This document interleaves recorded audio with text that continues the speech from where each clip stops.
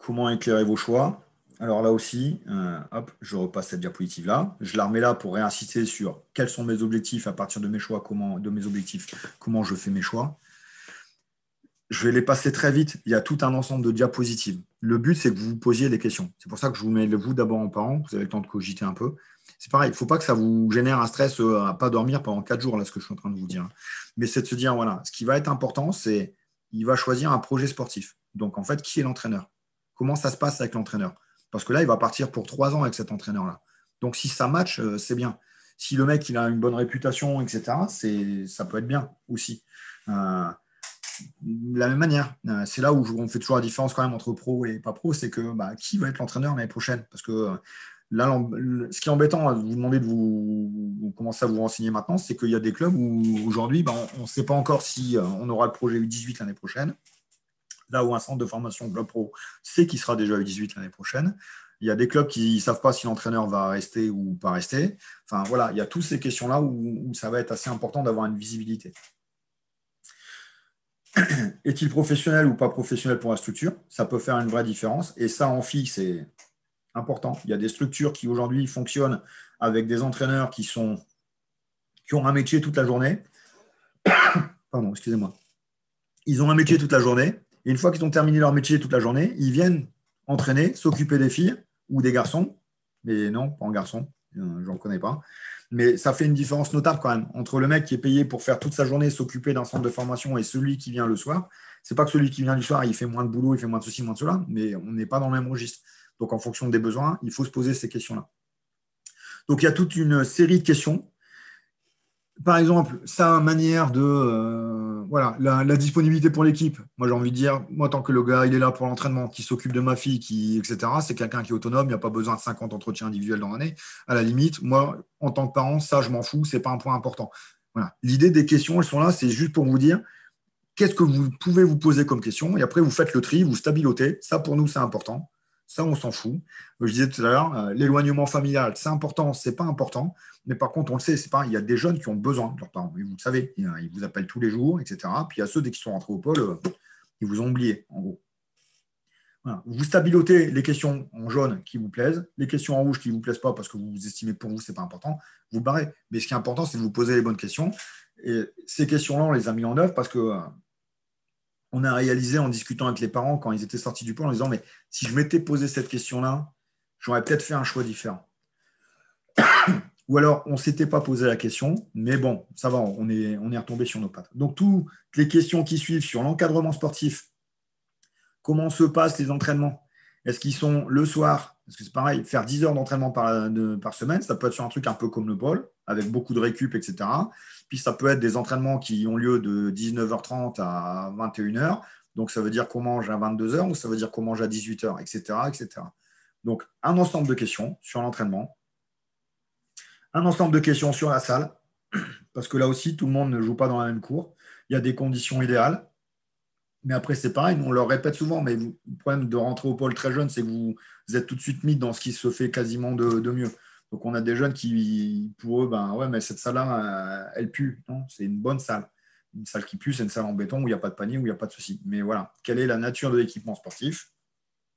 La nature du sol. J'ai des genoux en coton. Si je vais dans une salle où il n'y a pas un parquet, ben, je risque forcément d'avoir un petit peu plus de difficultés. Voilà.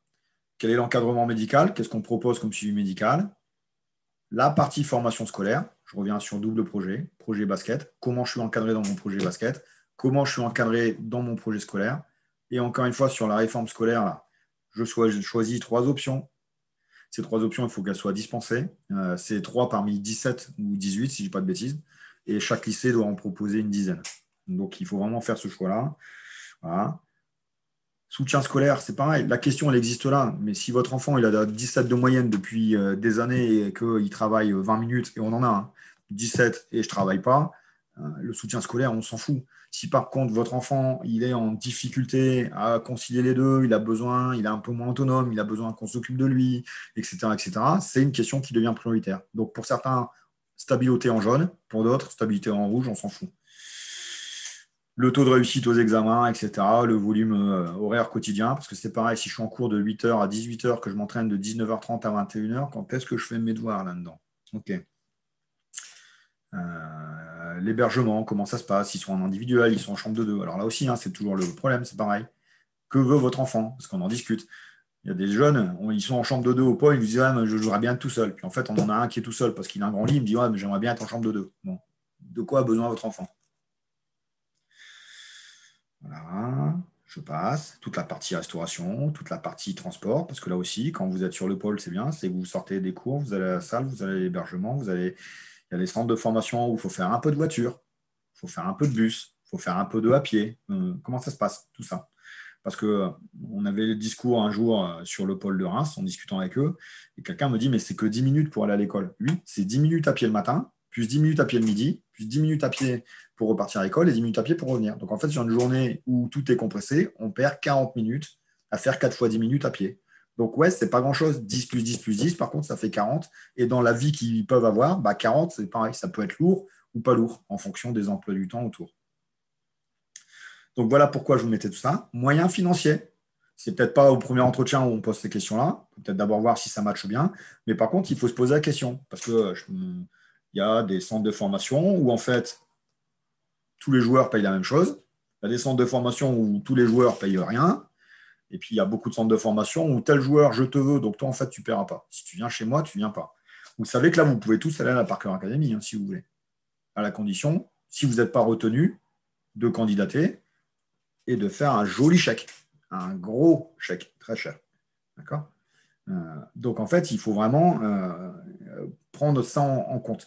Parce qu'il y a des centres de formation où le coût de formation est important. Et là aussi, il faut y réfléchir. Moi, on a une discussion que j'ai déjà eue avec des parents en disant, mais vous savez, il ne sort pas dans les têtes de liste du pôle. C'est un joueur intéressant. C'était un joueur intéressant, mais qui, par contre, était plus à la fin du pôle, nous, avec le recul qu'on avait, de dire, il va aller dans le très haut niveau. Alors, on a quand même des parents qui ont contracté un prêt pour pouvoir permettre aux jeunes d'aller en centre de formation. Bon, c'est un choix. Hein. Moi, je n'ai rien à dire là-dessus.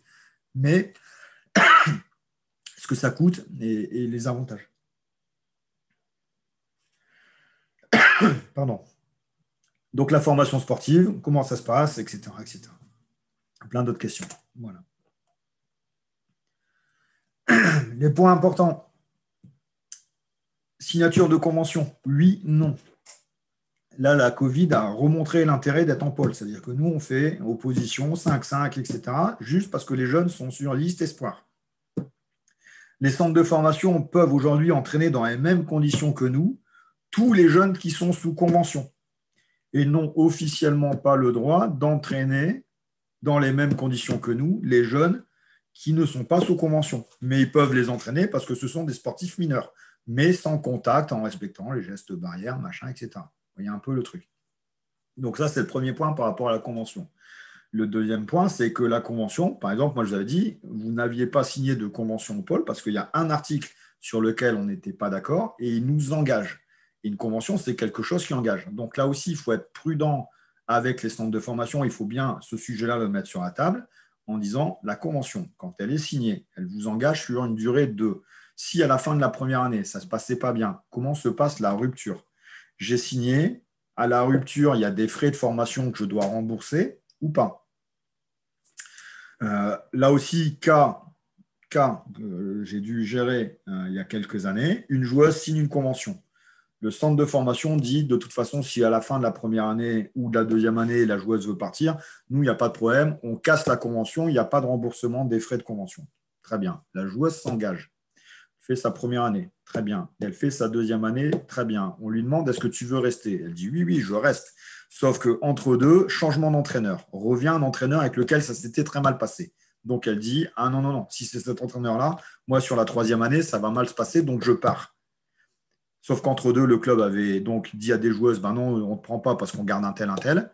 Et à la fin, il y a eu, pour la mutation de cette jeune fille, des frais de formation qui ont été demandés au club qui l'accueillait. Et ça a été un vrai bins à réguler, ce truc-là. Donc, il faut quand même faire attention. Une convention, c'est un contrat qu'on signe. Donc, on le lit. C'est un conseil. Projet sur 3 ans, donc les options avec la réforme des lycées, je vous en ai déjà parlé. Garder un focus sur les moments. À quel moment je dois mettre une priorité? En février, la priorité, elle n'est pas sur l'entraînement, elle n'est pas sur l'entraînement du pôle ou les sélections. En février, elle est sur la sortie centre de formation, profiter du temps disponible pour s'ouvrir vers les centres. D'accord? Quand ce sera le moment d'utile, ça ne sera pas le moment d'aller faire un essai dans un centre de formation en Tombouctou. Étape difficile. Tout ce que je vous ai dit, je ne vous ai jamais dit que c'était facile. C'est une étape complexe. Ça ne doit pas, par contre, vous empêcher de dormir. D'accord? C'est quelque chose qui s'aborde. N'hésitez pas à nous, en fonction des disponibilités, du temps, machin, etc., de me contacter, de contacter les responsables de pôle, pas par mail. D'accord? Et puis, idéalement, on se croise sur une sortie d'entraînement, un truc comme ça. Bref, mais on discutait. Je le rappelle tout le temps, nous, on vous donnera un avis. C'est ce que je vous disais tout à l'heure. Si vous me demandez mon avis, par contre, je vous donnerai mon avis. Après, il vous plaît, il ne vous plaît pas. Vous en faites ce que vous voulez. Mais venez pas me dire dans 2 ans, monsieur Frénézac, votre avis, je n'aurais pas dû l'écouter. Non. Je vous donne mon avis, vous en faites ce que vous voulez, mais après, vous êtes responsable dans votre truc. Je précise, la force des encadrants du pôle, c'est qu'aujourd'hui, que vous alliez au centre fédéral, au pôle France, que vous alliez dans un centre de formation de la région, que vous alliez dans un centre agréé de la région, que vous alliez dans un autre centre, on ne gagne rien de plus ou de moins. C'est-à-dire que nous, on fait notre métier en toute neutralité. La seule chose qui nous intéresse, c'est le développement du projet du jeune. D'accord ? Et ce qui est important, c'est que la structure qui l'accueille, nous, là où on sera vigilant, et on le disait, on l'aidera à choisir le projet dans lequel il ira bien. C'est le but du jeu. D'accord ? C'est notre neutralité. Il n'est pas dans notre stratégie actuelle, donc j'insiste bien. On ne dira pas « toi tu vas là, toi tu vas là, toi tu vas là ». On ne l'a jamais fait et cette saison, on ne le fera toujours pas. Nous considérons que ce choix incombe à la famille et aux jeunes. Notre rôle est un rôle d'accompagnement, de conseil et d'écoute.